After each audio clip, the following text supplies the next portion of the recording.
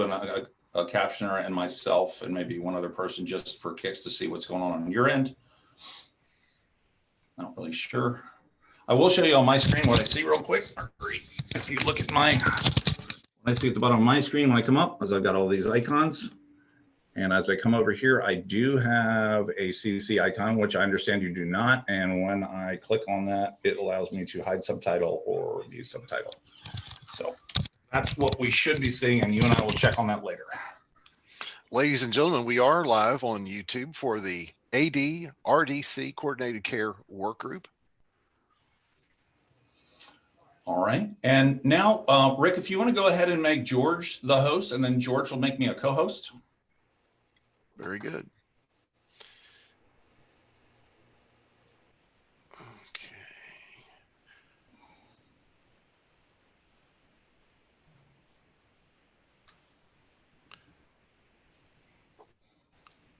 George is now the host. You're already co-host, David. I'm already co-host. Outstanding. Rick, you're welcome to come back and pinch it anytime. You did a fine job. What we need to know from you now is if you'll look at the stream and captioner, if you can go ahead and caption for us just to see if we've got that streaming over YouTube. Any test captioning would be great. Debbie, the captioner, that is. I'm viewing the YouTube stream. All right. I see you up in the right-hand corner. Have the Dementia Roadmap. I will move my hand so you know you've got live video, so I'm not standing still. And Debbie, have you been able to start a test caption for us to see if we can see this on the stream? See the hand moving. Excellent. We're live. And I still do not see caption at the bottom. Let me make sure. I'm gonna do hide subtitle and then re-show subtitle. There we go. I got test coming across the bottom of my screen. George, Rick, do you see that coming across the bottom of your screen? Excellent. And Rick, it'll take about 15 seconds or so, and then it should start showing up on the YouTube feed as well. And it really does take a little bit of time for it to kick in. All right. I'll be standing by waiting to monitor for that. Excellent. Excellent.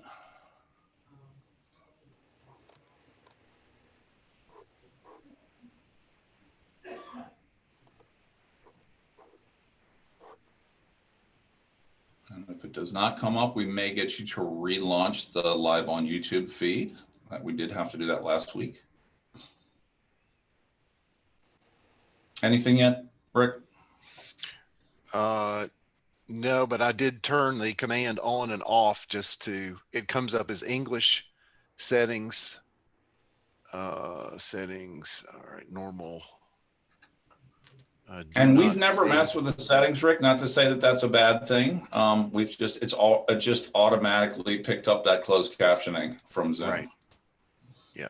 But I do believe that it's functional. I just don't see anything coming across the YouTube yet. Right. And she did type for long enough for where that should have come through. She was typing for a good 35, 40 seconds. She's doing it again. We're just going to let her roll with this test for a few more seconds as we're doing this. George, you know what time your actual participants will probably start showing up? Any minute now? Any minute now, hopefully. Okay, wonderful. And you're prepared to do the admittance as you typically do? Yep. Excellent, excellent. I'll be going blind and deaf here in a minute, or mute and no camera is probably the better. All right, she's been typing along, test. You're not getting anything, is that right? Looks like some of your folks are coming in, George.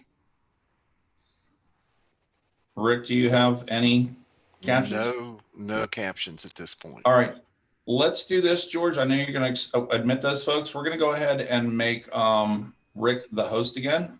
Rick, if you'll make George the co-host immediately, which would be great.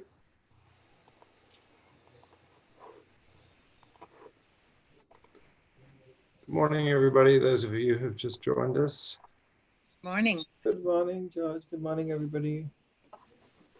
So we're just Rick, yeah, make George the co-host. Finalizing some technical issues, and we'll be right. That's what I was. That's what I was doing too, so.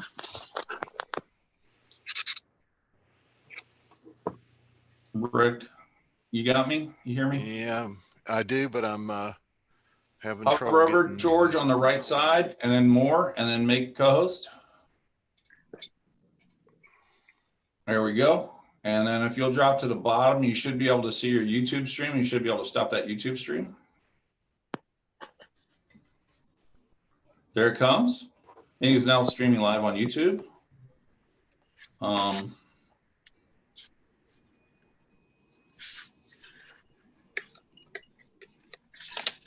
right.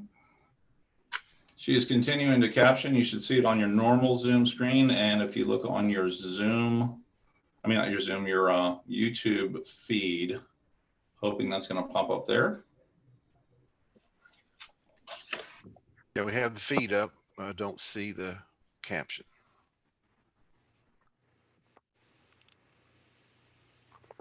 And George, if we don't get the captioning working there, I assume we will continue the meeting, but we'll need to make note of that and make provision for that going forward.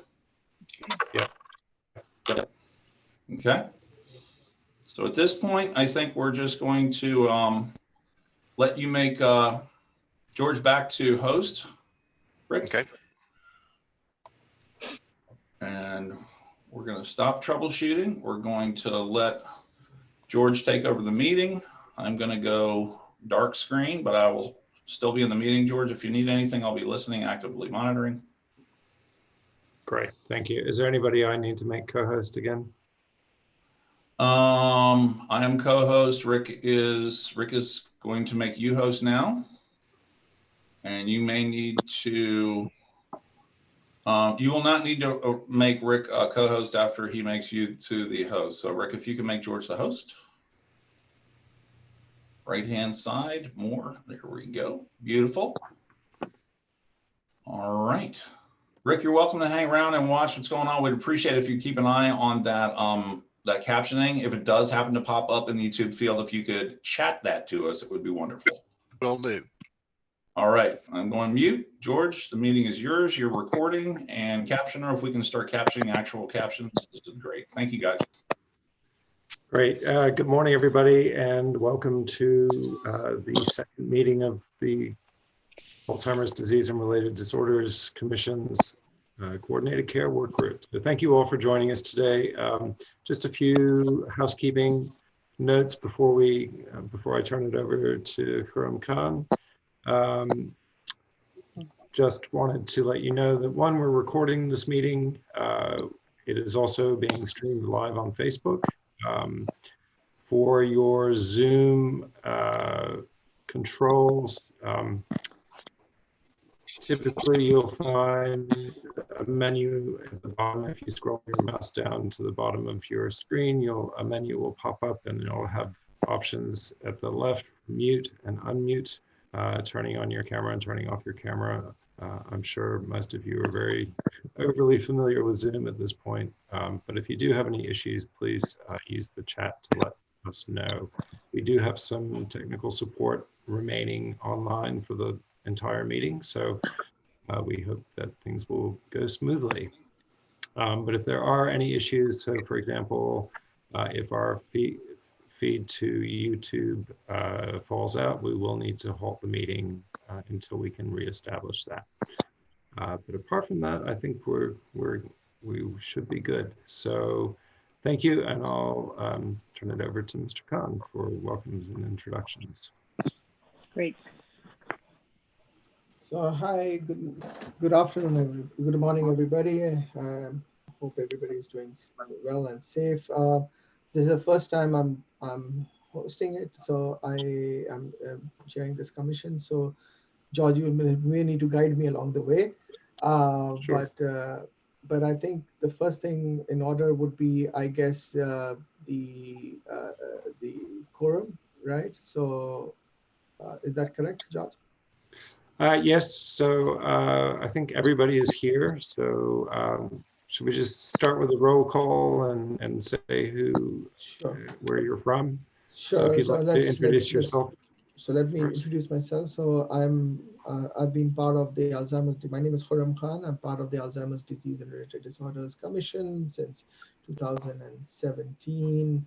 And for this coordinated work group, I will be chairing it. I'm based out of the Northern Virginia area. I work in the IT space, but also have interest in have a small home care business as well. Over to you guys. Great. Karen Dorner? I'm here. I'm using my iPhone, so I have a much less picture of the whole group. I have been on the commission since 2019, and I am a retired speech pathologist in the Arlington Public Schools after 35 years, and have a mom and a brother who have been diagnosed in the past with some form of dementia. And my mother passed away in 2012, and my brother was fatality during the COVID-19 in Denver in a memory care program. And I've been involved in doing lobbying with Congressman Don Beyer of the 8th Congressional District in Virginia. That's it. Great. Thank you, Karen. Tina Thomas? Good morning. My name is Tina Thomas, and I am the Senior Program Director for the Alzheimer's Association here in Virginia. I support both the Greater Richmond chapter and the Central and Western Virginia chapter. So I am new to this commission, and I find it a significant honor and privilege to continue to serve the folks who are impacted by Alzheimer's disease and dementias in Virginia. Thank you. Great. Well, we're very glad to have you, Tina. So thank you for joining us. And then finally, Laura Bowser, the commission chairman. Yeah, good morning. Laura Bowser. I am chair of the commission, and I also am a previous board member of the Alzheimer's Association. My connection to the disease is my mother passed away with early onset.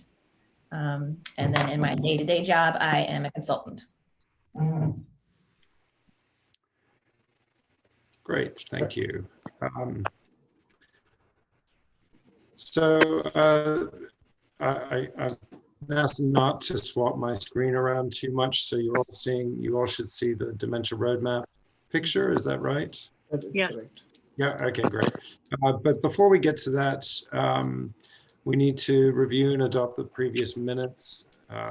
So unfortunately, I can't really share the previous minutes, but I did mail them to everybody.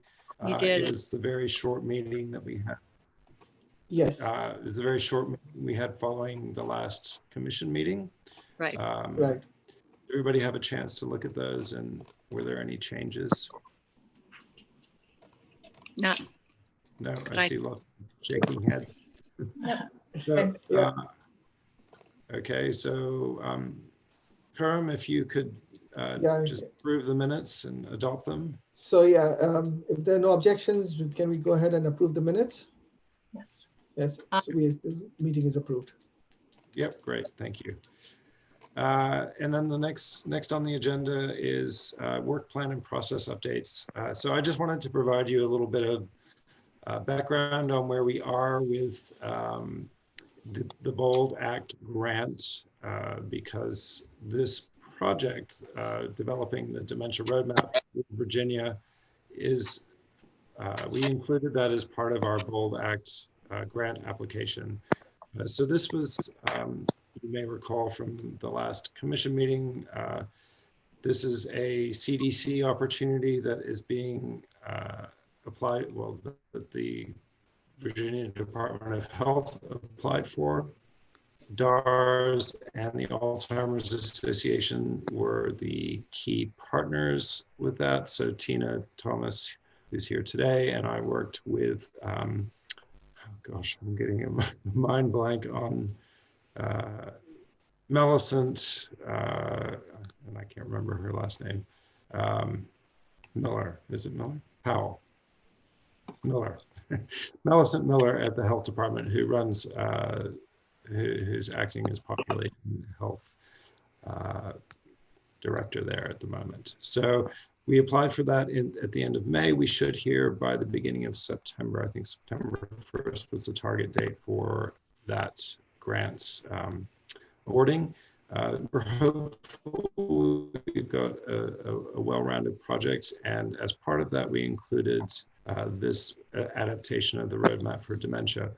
And specifically, it was we asked for some money to print hard copies of this once it's finished. But we did include in the first year of that grant this work group's year-long work on the project. So actually getting the adaptation.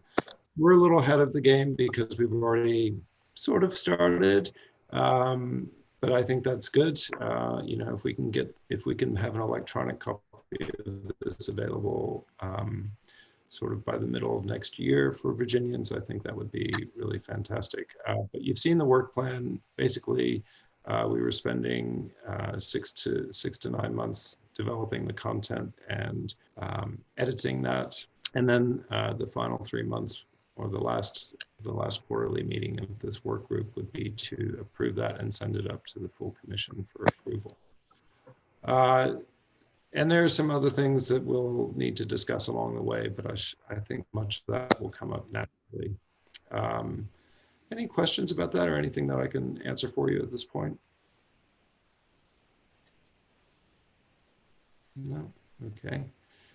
So I will scoot right along into the next item, if that's all right, Karam? Yep, please, next time. Okay, so the next item is to discuss the outline for the adaptation of the Washington State Roadmap for Dementia. You've all got the Word document that I sent out. So happily, I was able to translate the original PDF straight into a Word document, which maintained all the formatting. I don't know how I managed to do that, but so you will have got that. Then I began annotating it. Thank you, Karen, for all your notes. And we can do this in, I guess, a number of different ways, but I think probably the easiest at the beginning, at least, is to start at the beginning and work through it. And I certainly don't expect we'll get all the way through it today, but we can certainly make a good start. Does that sound good with everybody? Mm-hmm. That's fine. Okay, so just generally, of course, there are a number of things in this publication that are Washington State specific, and I've flagged all of those and we'll be either replacing them with Virginia specific, or if we don't have anything similar, with the most similar thing that we have. And then I'll be also checking all those resource links and everything to make sure that all the links are still live and that things still exist. If they don't, then I'll look for some options and I'll pursue at a future meeting. But I've not checked all those links yet. Just a word about so throughout the original publication, there are these quotes. Can everybody see this under Wondering and Worried? Mm-hmm. There are quotes from caregivers that they put together in Washington State. And I think those are a good idea. Mm-hmm. I do too. I was listening to the Ray's family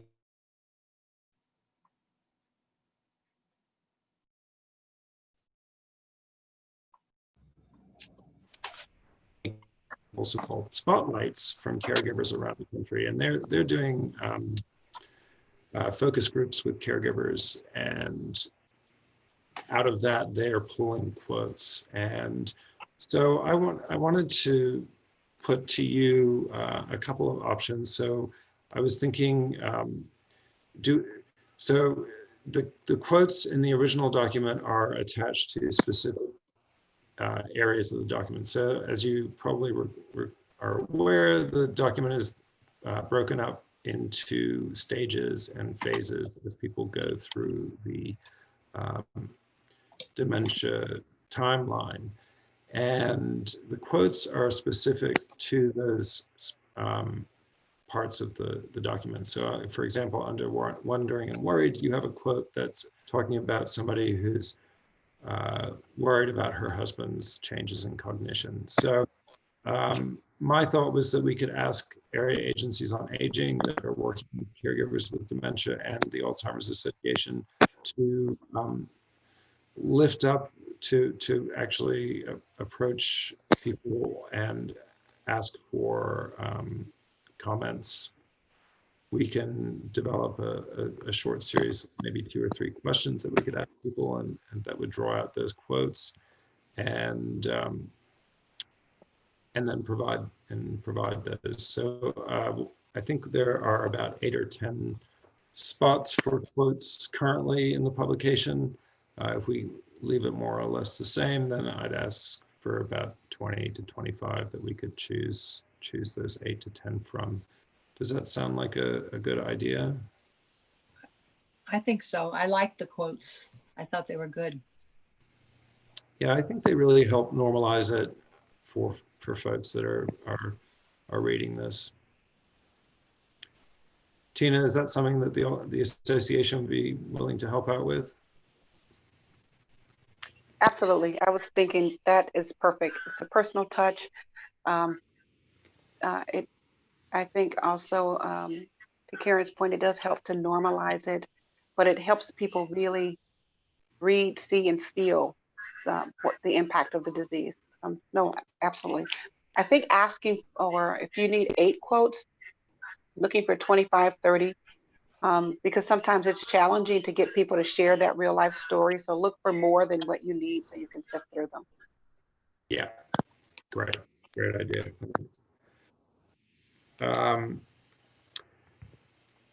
There are also, the other kind of big thing I wanted to address was the photos. So one thing that I notice instantly when I look at publications like this is the photos are stock or not. And there are certain stock photos that you see over and over and over. So I'm going to suggest that we try to avoid the use of stock photos. Right.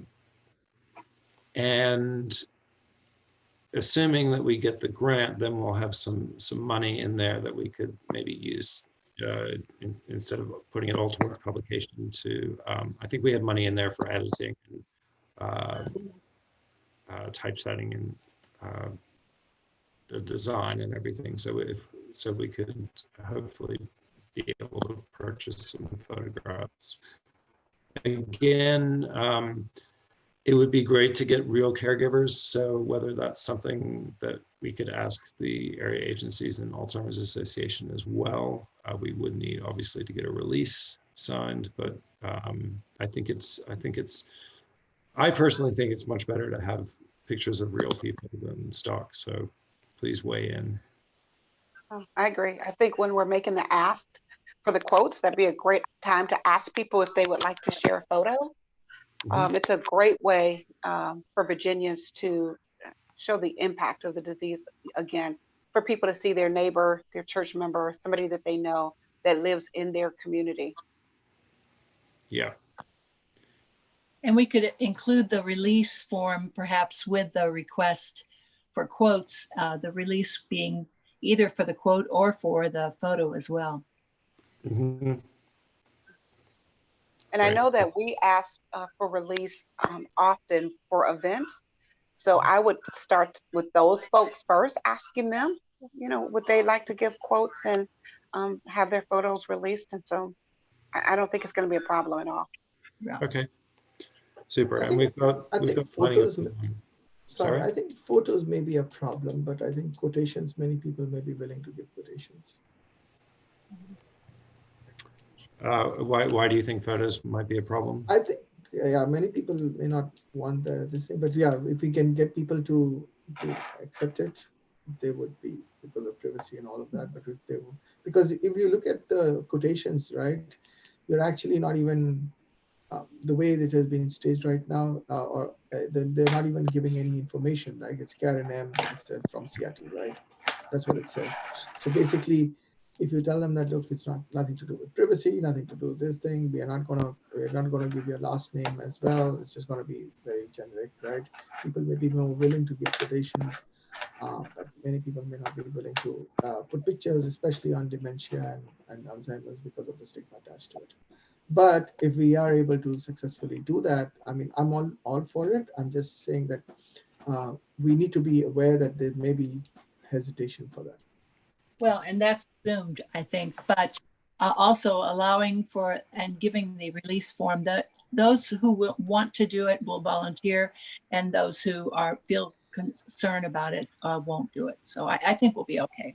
Yeah, I agree. I think what I was trying to say is that if we are giving only the release form for this, and maybe there will be two types of release. One is to release only with this generic information, and the second part would be to release it with more information and the photographs. So even if people do not accept the second part, they can accept the first part. That's what I feel.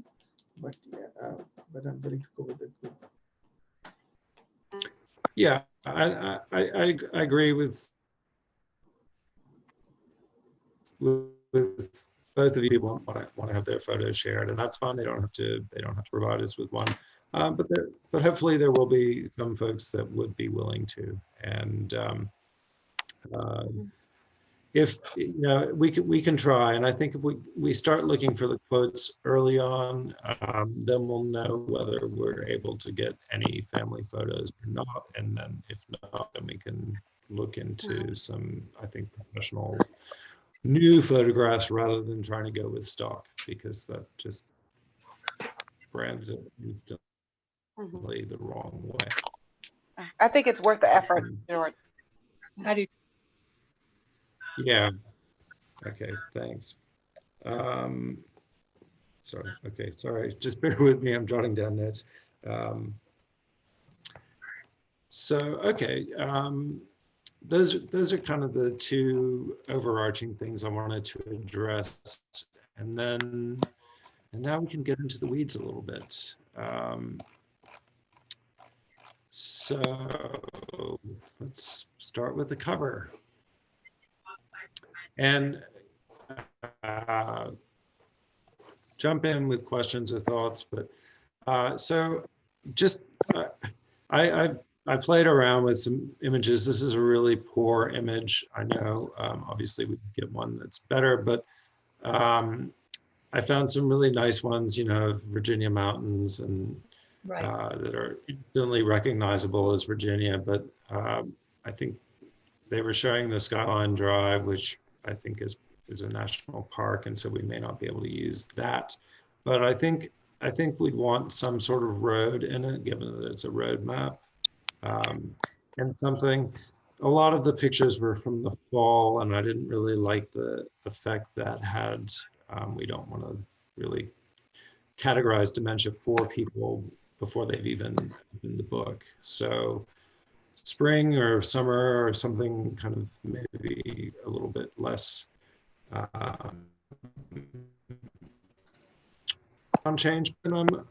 I mean, maybe you think differently. Maybe you think that kind of highlighting or subtle highlighting of change might be good. And this very much is the weeds, so apologies. Okay.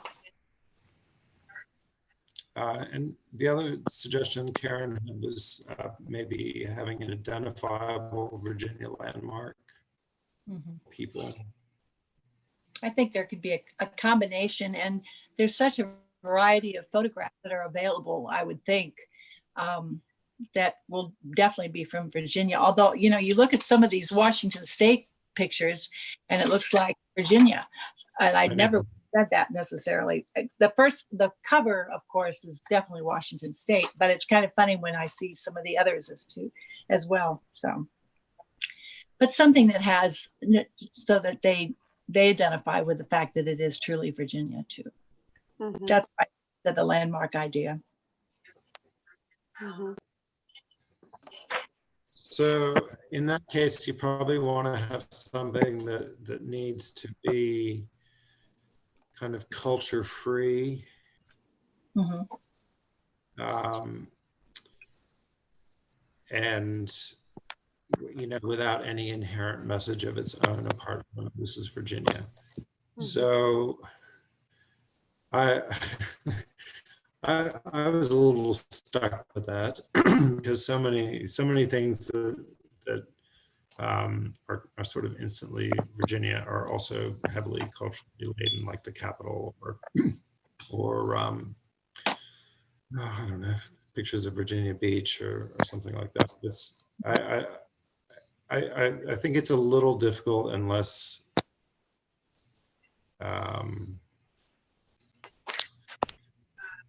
yeah, unless there's something, maybe if there's a Virginia or Virginia is for lovers sign, or I don't know, something that says Virginia without a lot of cultural baggage. Right, exactly.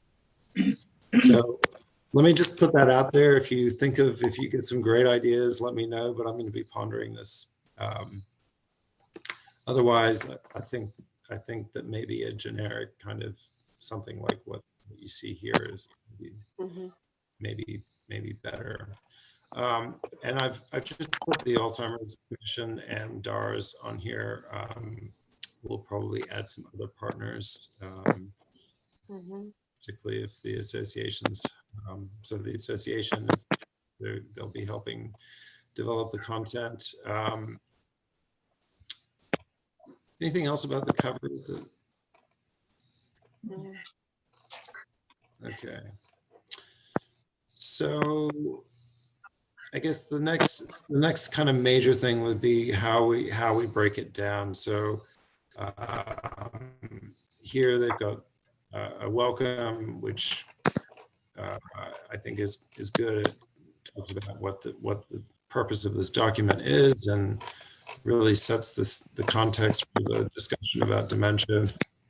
And then they break it down into 5 different stages. So 1, worried, mild cognitive impairment, early stage, mid stage, and late stage dementia. And the last 4 sections are really just resources and reference. The one, so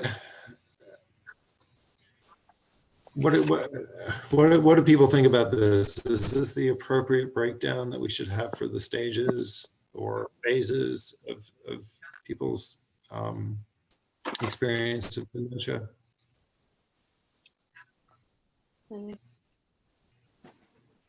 I have to say, I like the wondering and worried.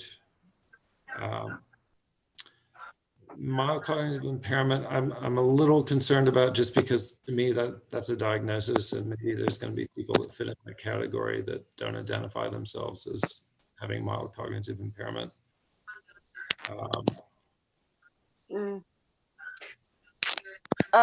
George, you might consider maybe, I don't know, something like early detection or something like that, you know, something that's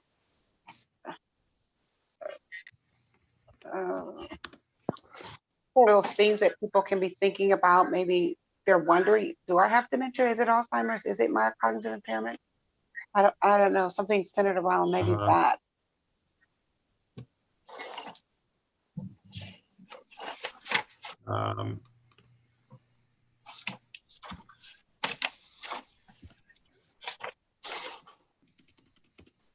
Okay. So I'm going to figure out the best way to do this. If I put in a comment.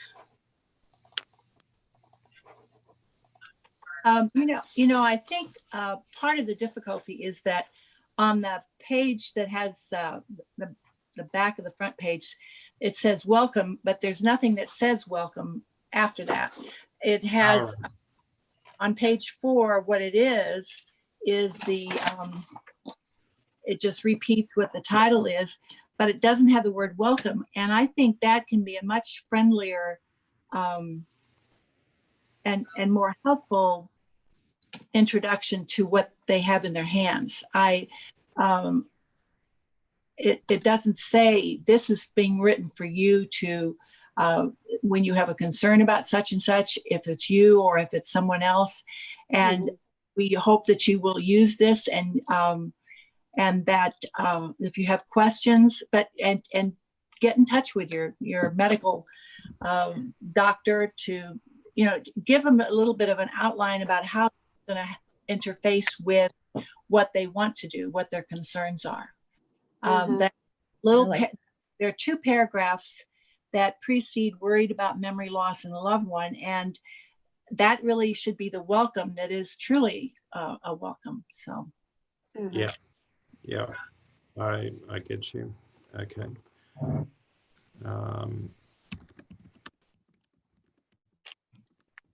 Okay.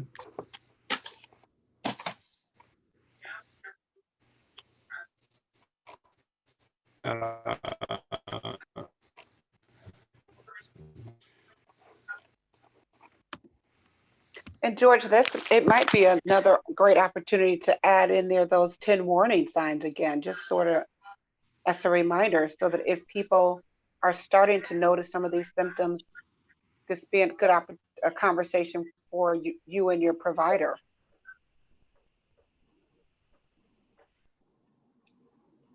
I think or to they're send, left a little too late in the game. yeah. Oh,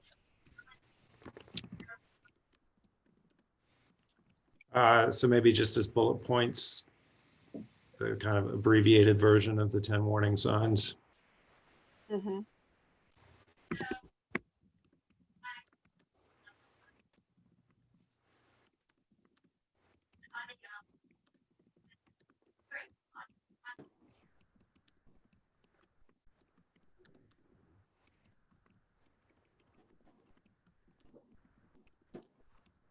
feel like I'm typing on show. So you can all see how terrible my typing is. I apologize. Okay, so then back to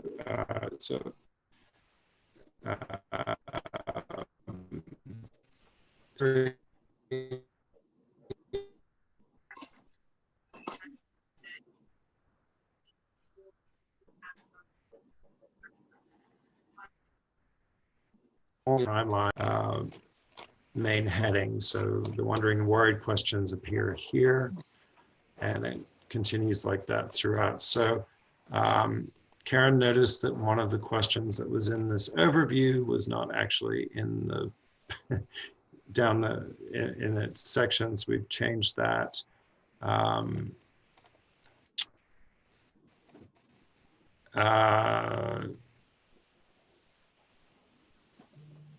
I think we'll go through those as we come to each section. It'll be easiest.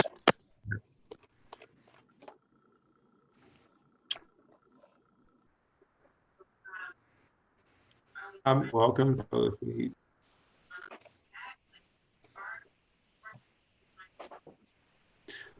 Karen had also suggested putting in some language about distinguishing dementia, depression, and I added delirium. I don't know if that's something that we want to talk about. So it looked like a yes from folks. Is that so. too soon?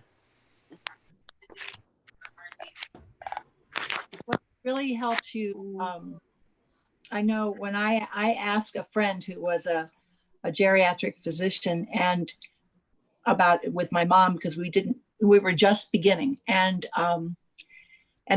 those are some of the words that he was using. He said she has a vein problem that's been many years and in pain, and that it could be depression that is giving her these outward signs, and but then again it could be dementia. Right. And then he said, but you have to make sure you have a doctor who can make the distinguishing decision about it. And it's often going to be a combination of the two, but it's still important for you to know that it does have the overlay of dementia or the overlay of depression or delirium. It's that kind of a thing that you have to have the right doctor, and it's not going to necessarily be their family physician. So I think that was why he was saying that. You have to make sure you've got someone you trust, but who is very good and knows what they're doing. So, I mean, I inherently believe that it's important to give people information about how to differentiate dementia, depression and delirium, and stress. I mean, there's some correlation there. But I think for people who are trying to, they don't want to say that they have dementia anyway. They don't want to acknowledge that. They're looking for something else. And I think if we put too much out there, it might take away from just having this conversation about dementia, because those two are other diagnoses. So I think just sharing with people broadly, here are some warning signs you should have a conversation with your provider about, might be helpful. But for people who are trying to walk away from a dementia, Alzheimer's diagnosis anyway, that's just going to give them more food for thought. well, I just want that they get the right. So I'm hearing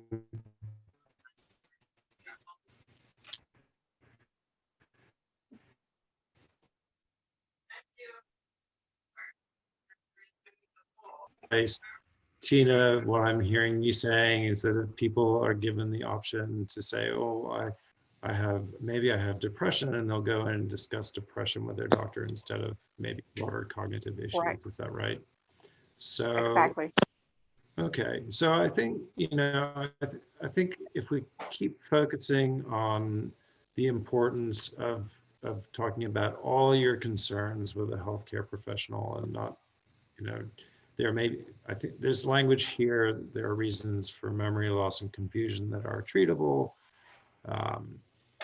and some are treatable or reversible, but even if it turns out to be a type of dementia, it's best to get a diagnosis. So I think we can tweak that a little bit to highlight the importance of speaking with a trusted healthcare professional, but without giving people too much of a way out of cognitive issues. Does that? Okay. So, and maybe towards the back we could have a bit more information about those, but maybe not so upfront.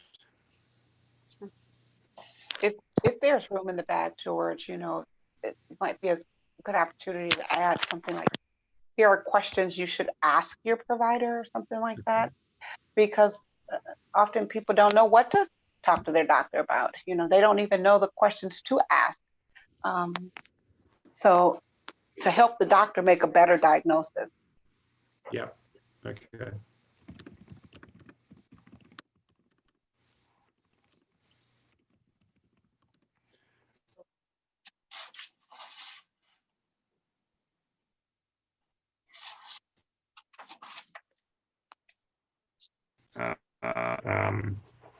This last paragraph, last bullet point, your loved one, and other family members can more easily plan for the future when you know what you're dealing with.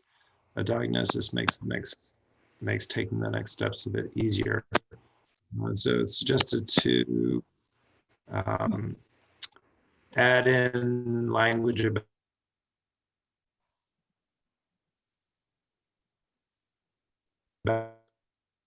sure that everybody is included. So kind of widening that caregiving group, I guess. Is that the idea, Karen? Yes, I think so. I'm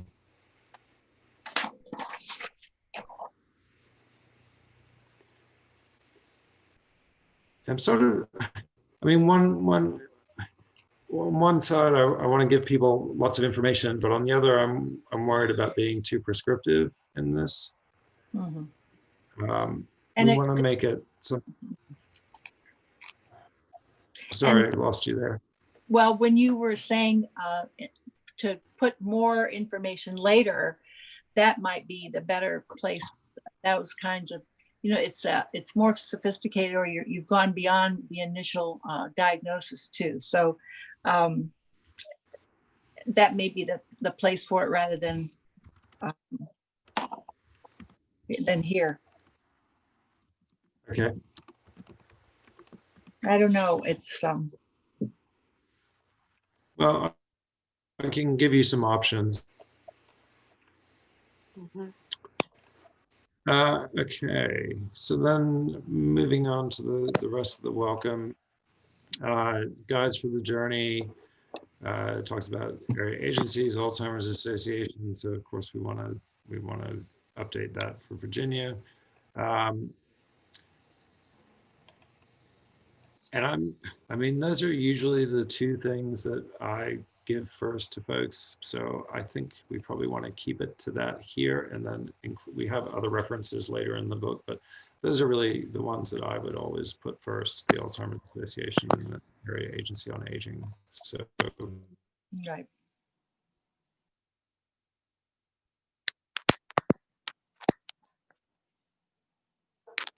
he's nodding. Tina, you I, look a I little. was thinking about DARS. You know, do you think that does that information? Do you think that'd be a good place for your information? Because some people are mad at us, and they don't want to call the Alzheimer's Association, and they're looking for another resource. So Plus at the very beginning too, so they may not be mad yet. Well, I'm hoping that people at all stages will find some value in this. Right. Oh, I am too. So. no, I think we should be there. I just think area agencies on aging is a great resource, and we're a great resource for a lot of families. But several people I know have called your agency for additional resources and support. Okay. I mean, I'm fine with that. The last one they had was private geriatric care managers, and I have to say I was a little hesitant about that. I was too, yeah. And that's something that maybe Washington State, that was the right thing to put there, but maybe for us it's not. So yeah, and they have a pretty sophisticated system for caregiver support. So all right, we'll need to take that out. I like the Alzheimer's and dementia. What's the difference section? I think that's really concise, and it gives quite a lot of information in just like 5 sentences. The terminology. So this is one I think we need to think about up front. So throughout this document, a variety of terminology is used. They use loved one for the person living with memory loss or dementia, care partner or family caregiver. These terms refer to the support or care for the loved one, and then other friends and family. So people other than the primary care partner who are concerned for their loved one with dementia and may provide assistance. I just ask you to think about these, unless you have some ideas right now. I'm quite neutral about all of these. I think I like the fact that they use both care partner and family caregiver.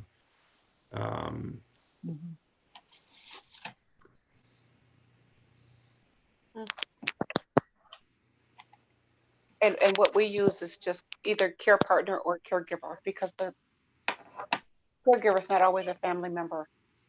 right. Yes. Absolutely.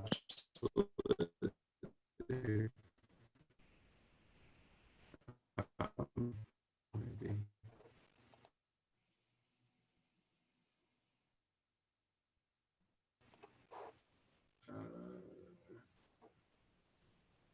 Anything else?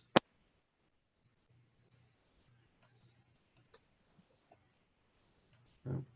Okay. Okay, wondering and worried. So the questions, the four questions I have here, my loved one professional, has my loved one completed an annual cognitive evaluation? What if my loved one won't go to a healthcare professional?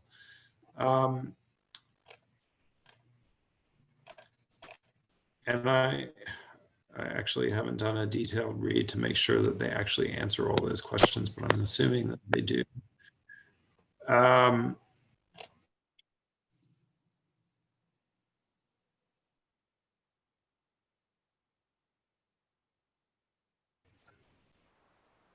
Any thoughts about changes that need to be made to those? Is there anything else that you think people will relate to at that stage?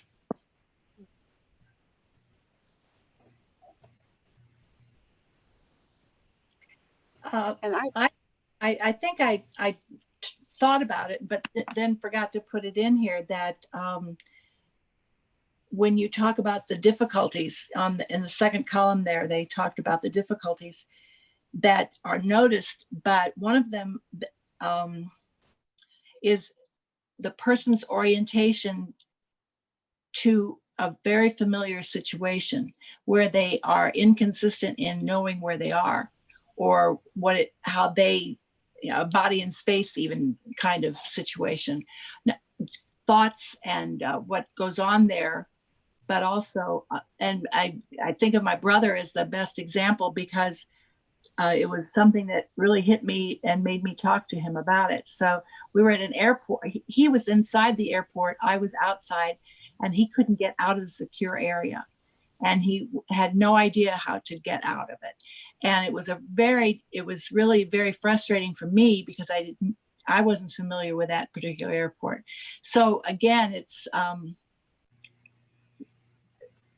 his way of handling it was tough, and it took a long time.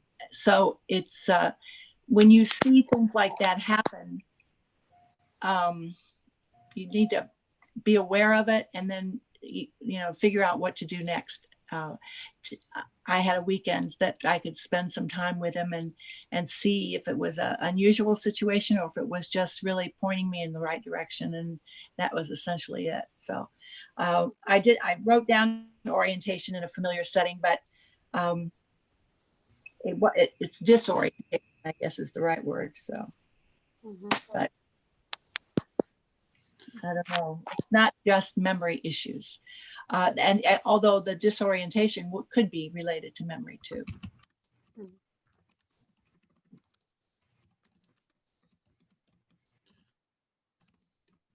So as another kind of background comment, building on what I'd like to have a kind of review group as well once we've got a draft of this that would include family caregivers, maybe people with lived experience, and some of our healthcare experts, either on the commission or other friends of ours. And these would be, I think that would be the sort of thing that we could get advice from them on.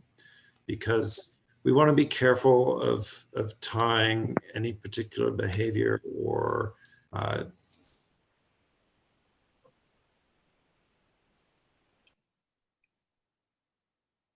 chain thinking.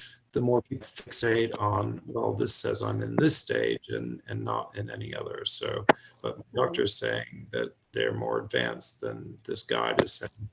So does that sound?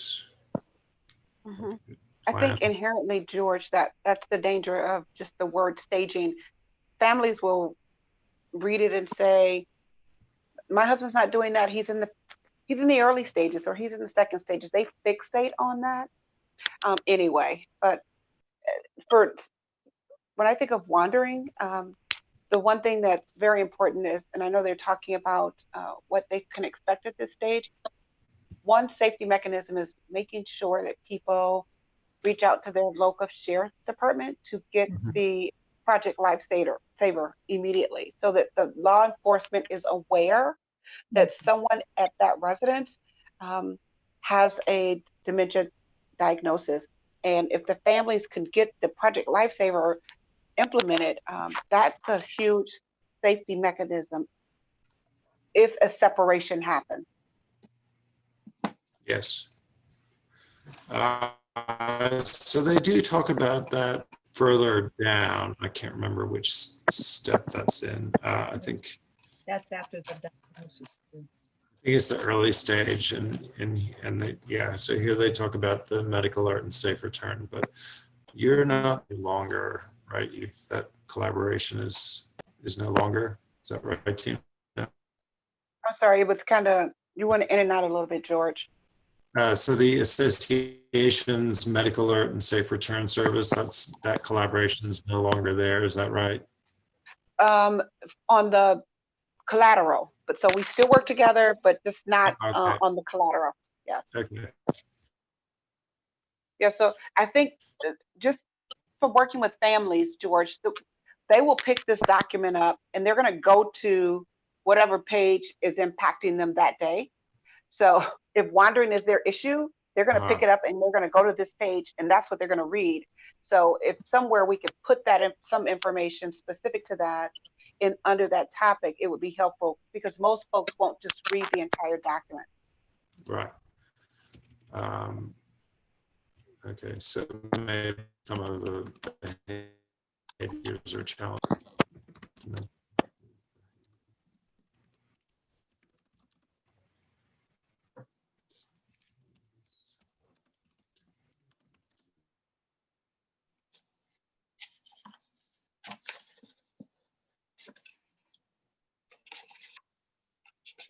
What you're saying, Tina. Okay. All right.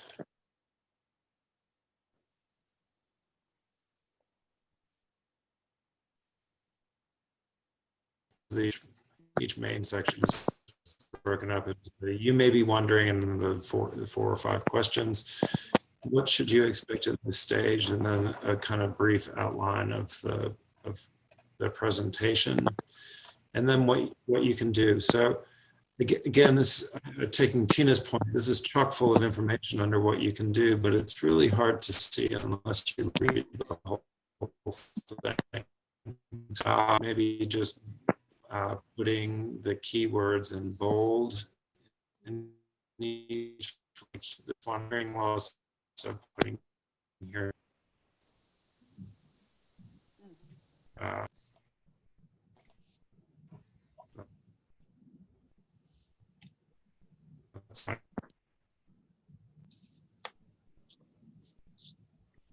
This is just to make it a little bit more, draw your eyes to something that might be equal for you. The action steps, do we like the way this is done? Every once in a while, George, it echoes or there ends up being some distortion of what you're saying. So could you repeat that, please? Yeah, sorry. I will say my connection's been very unstable, so I apologize. The action steps box in each section. So do we like the way this is set up? I do. I mean, it's easy. And I think that that might be a place that you could drop some of that information to, George, that we think is very important or pertinent. Could be in the action step box. Such as?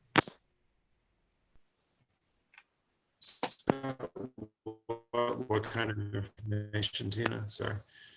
Like when we were talking about Project Lifesaver, or contact your local sheriffs, or something that's very important and pertinent, we can drop it in that box.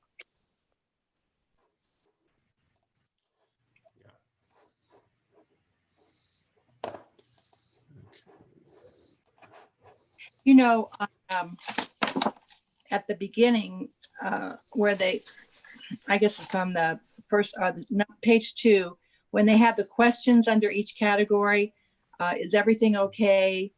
Should my loved one be checked by a healthcare professional? Then those are carried over to page 6 for wondering and worried. And I had added a question there when it says, is everything okay? And then has my loved one been, has the cognitive skills, had they been screened by their doctor? And that's where I put that in there, just because when you're over 65, you're supposed to be screened. And they showed a year ago, or maybe it was a year and a half ago, Alzheimer's Association had that information that only 16% were being given the screening tool by the doctor, because the doctor is hesitant to do it for fear that the person will react negatively. And the person himself or herself are afraid to request it for fear that they'll get a different response. So you end up with people not being screened at all.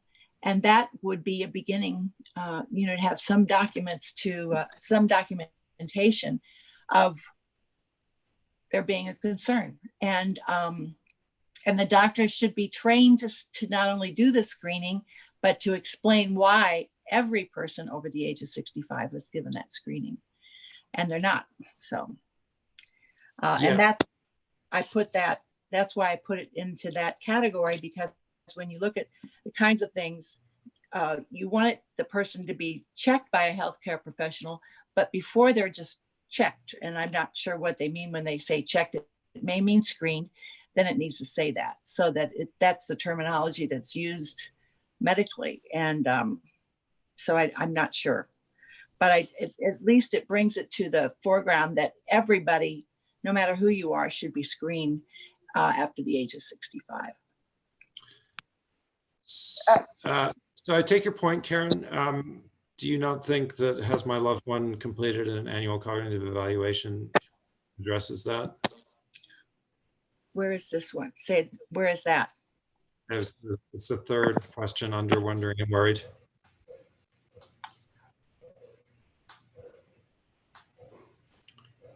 I guess I only see where it says, what if my loved one won't go to a healthcare professional?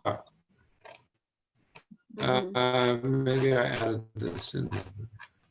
On page 6, there are three. Okay. There are three. Sorry. Yeah, I had added. sorry.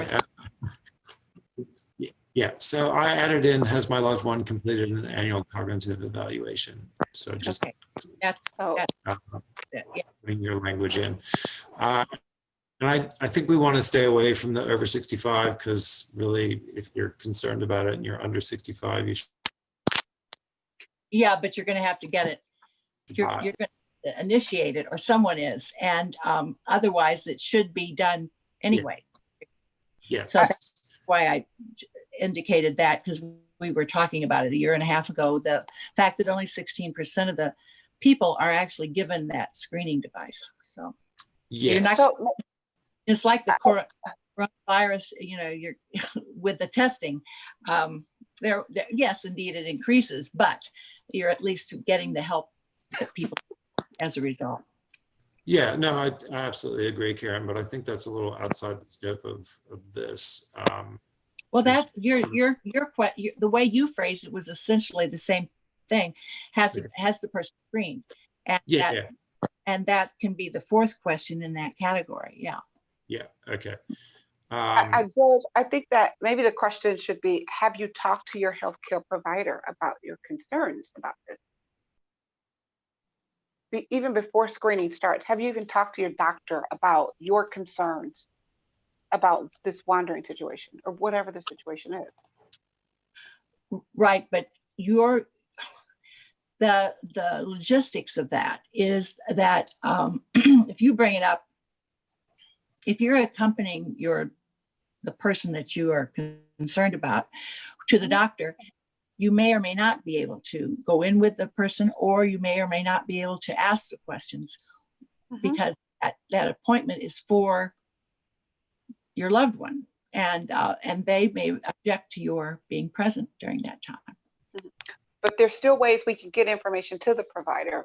What I'm suggesting is have they even had a conversation with their provider? So when we're talking about that 16%, what that study told us is that patients were not even talking to their doctors about the cognitive things that they were experiencing. So doctors weren't being prompted to do any screening or testing because they have no indication that something's going on. Right. And in the notes I wrote to sort of expand this a little bit, I said, what you may find is helpful is to write a letter or note to the doctor the day before or 2 days before the appointment.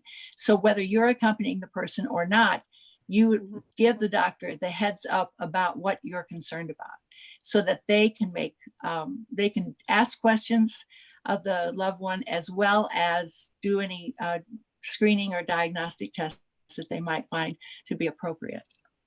So you're using all of that time, but you're giving them a little bit of information ahead of time that you're concerned about. Oh, I get it. So, But so maybe we change the second question instead of should my loved one checked by a healthcare professional? Should my loved one be sharing concerns with a healthcare professional, sharing their concerns? Mm-hmm. But maybe, I mean, sharing our concerns. I think that, you know, have you as the person who's closest to this, the one that you're concerned about, have you shared your concerns with the health care person? Yeah, I like that. Providing service to that person, you know, the doctor who is the one assigned to that, you know, that's that person's. I know, you know, you can't, sometimes you can't open your mouth when you're accompanying somebody to the doctor, and because otherwise you won't be in the room with them the next time, and so that's, I think, to give the doctor. My mom used to be able to answer the questions the doctor asked her fine, and if then I started writing letters to the doctor ahead of time, and he would ask the questions and she couldn't lie to him. She would always give him the truth, but he never asked those kind of questions before. But you know, you can give them the boundaries, I guess, maybe, or that point to the areas that you're concerned about. And I think that is something people should know about before they try to get, you know, you're gonna hurt the relationship that you have if you try to make accusations, and that's not, but that's what they're going to see it as. A mother or a father or a wife or a husband would see it as an accusation and not understand it whatsoever. So the question, I see where George has changed it, where it says, should my loved one share concerns with the healthcare professional? And I think this is good, but I think we need to modify it a little bit more, George, in case I'm the person noticing it. So Right. Should I or my loved ones share my concerns? Because I'm thinking about those younger onset, early stage folks as well. Right. I think so too. Okay. Great. And then, Okay. so I like this because I like that suggestion because we want to encourage people to be asking for their annual cognitive evaluation. So I don't think we need to go into the whole thing about the annual wellness exam, but just that to note that a cognitive screen should be part of that, and that if you're not getting it, please ask for it. And maybe something about why everybody should have one, but which would mean just revising some of the language here. Then, okay. What you should expect in the stage, those are the kind of the presentation, what you can do. So we've got a whole bunch of different suggestions here for what you can do, wondering and worried. So look at the 10 warning signs, but we're going to bring those in here already, so we probably won't need that. Keep track of changes. Hey, George, I had That's a, important. Yep. I had a question, and I don't know if it's appropriate for this roadmap, but and probably in the last 3 months, I've had 2 individuals reach out to me who weren't actually experiencing symptoms, but had just received genetic testing saying that they had several of the markers, so they knew that they were probably going to get it. And they asked me who should they speak to about what to expect. Is there any, in the very beginning, is there any way we can say, I don't know what to tell people that who reach out that aren't, experiencing any kind of symptoms. Is there something that we should include in there that says, if you've tested but aren't yet having symptoms, this is who you reach out to? So maybe a box about genetic screening and what it means.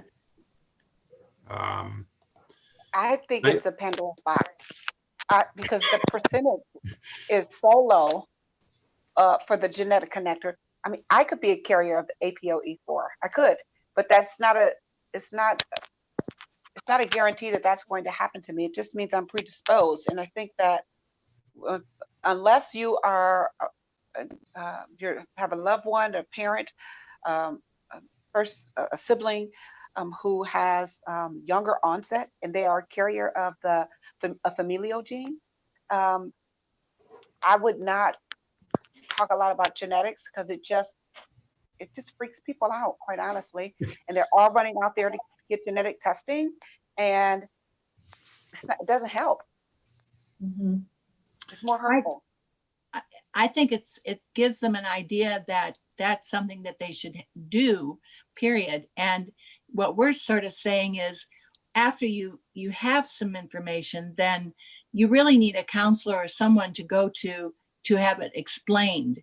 And I'm not sure that this is the right spot for it, but I see what you're saying, absolutely, that but I'm afraid that it would spur people to say this is something everybody needs to do, and and it probably isn't, or there needs to be someone who sits them down and talks to them about the results of the testing and what that means. And that's, it's interesting that they haven't had somebody do that they're coming to find out what they should do. Somewhere, something's been left out of the process to begin with. I agree. Yeah. They should have had an opportunity to speak with a genetic counselor, but it's scary to think that was the way it was.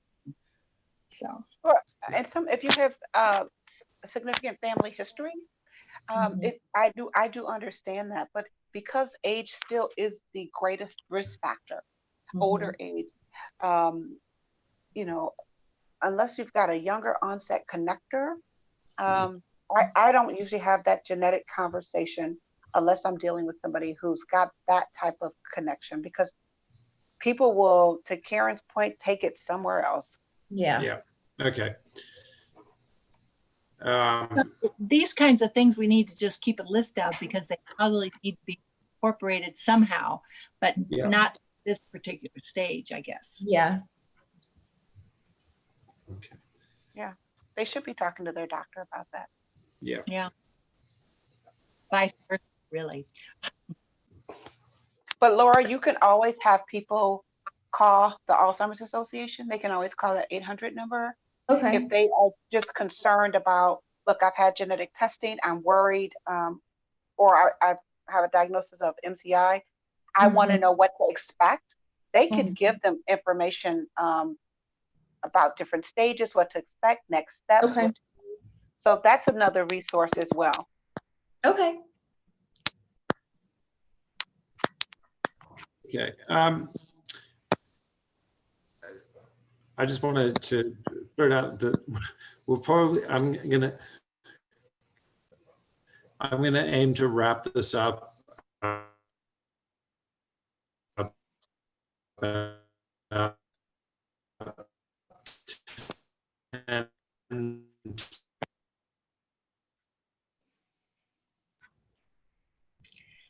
We're not understanding. Because we're not on the meeting well.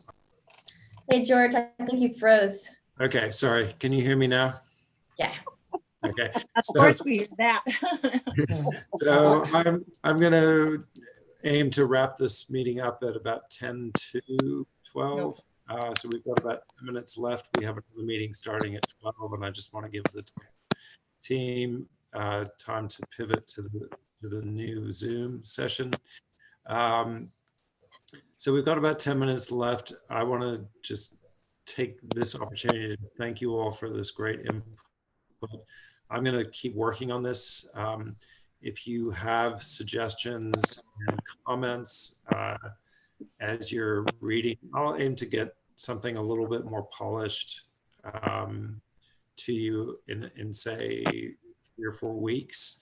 And we can aim to meet again maybe towards the end of, well, I'd say, so the commission meeting is the beginning of September. Maybe we meet again later in September, and then we'll know what the grant situation is. So question, George, is do we have to get it before the next meeting, or we can continue to work on it after that also? No, I've put in about 9 months for this work.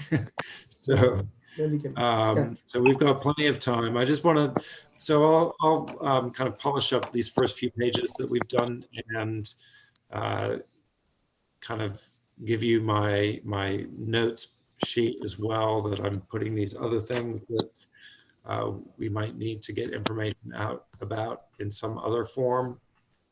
And then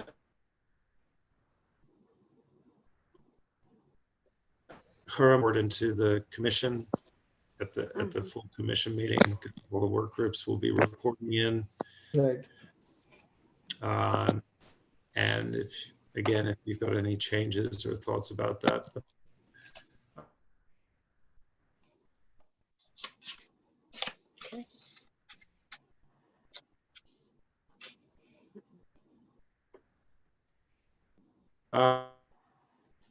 This will be a really fantastic resource for folks.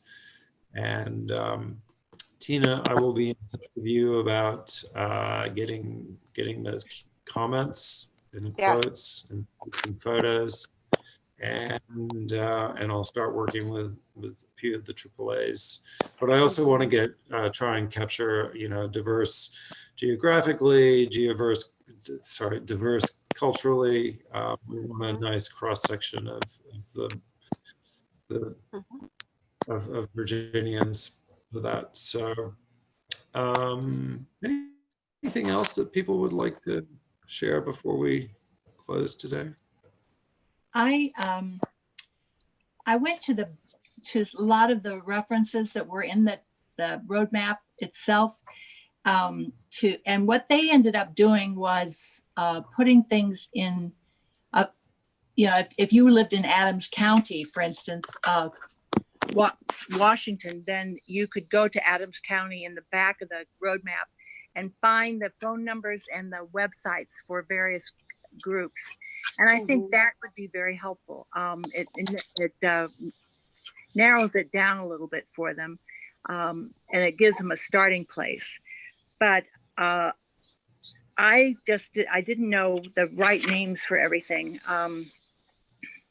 And they divided it up into different categories: resources for Adams County, area agency on aging, adult protective services, and then family caregiver support programs, home and community services, long-term care, and so on. But it really, it's a helpful document with just that kind of information. I don't know, but it also is something that goes out of date. So we may find a different way to do it. But I think providing information for people by county isn't a bad idea. Karen, I hear you on that. Just bear in mind that Virginia has 133 counties and independent cities. So I think, whereas Washington State has about 12. So I think the key there.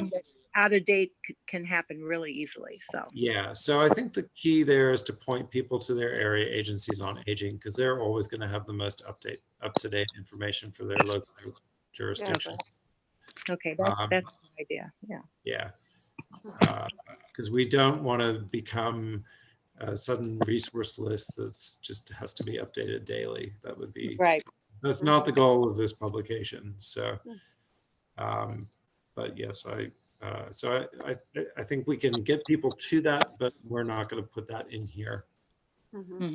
I noticed that they had a 800 number, or it may not have been an 800 number, but it was a number that you can call, and I haven't done it, to see where your own personal area agency on aging is, what the, because it's in each county. So that would be but you know, I'll check on the logistics of that to see if there's an easier way to do it. So yeah, so in here we'll definitely have, so we have these resources mentioned in the document, Right.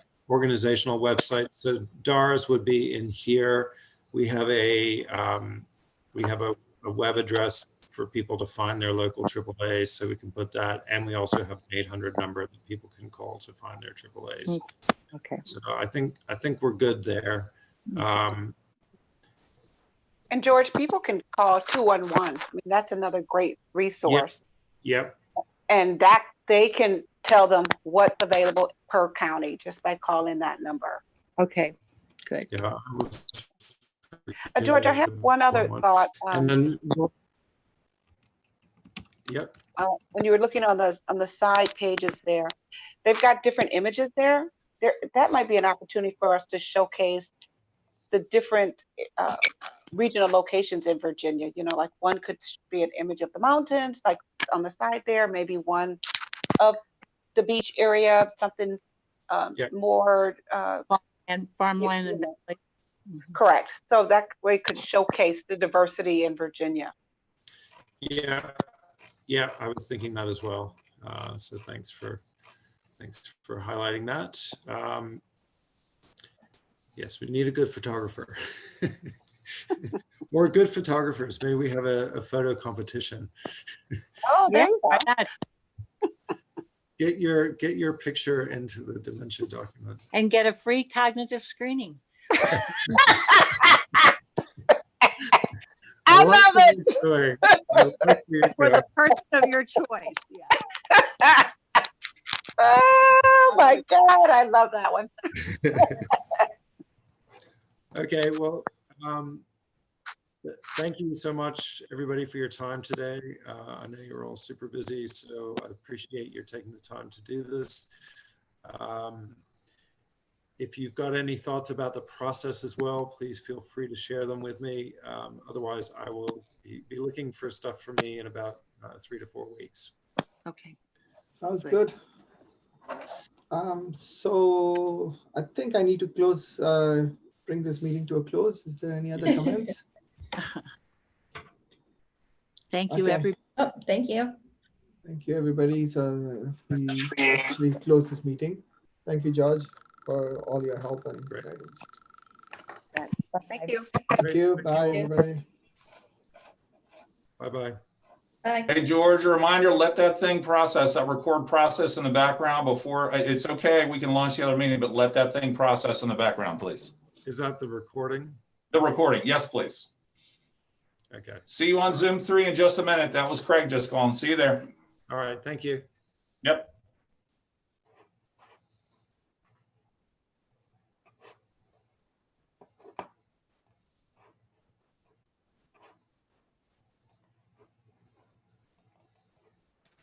Hey, Dave, are you still there?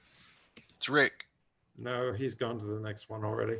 Gone to the next meeting. Okay. All right. Thank you so much, George. You do a beautiful job as a facilitator. So I'm so impressed with your skill and capability. Oh, well, thank you. Take care now. All right, I'll see you in the next one. Actually, you're not planning on me being on the next one, correct? Aren't you starting the Facebook again? We have another meeting. Yes. Yeah, at 12. You don't need to stay on for the whole one. Okay. Yeah, I was unaware of the Oh, one extending it. I can do that. okay. But I won't be able to stay. I just start the meeting and leave. Is that correct? Yeah, just start the Facebook. Okay. And is there a Zoom? Do we stay on this Zoom for that? Or are you sending me a second Zoom?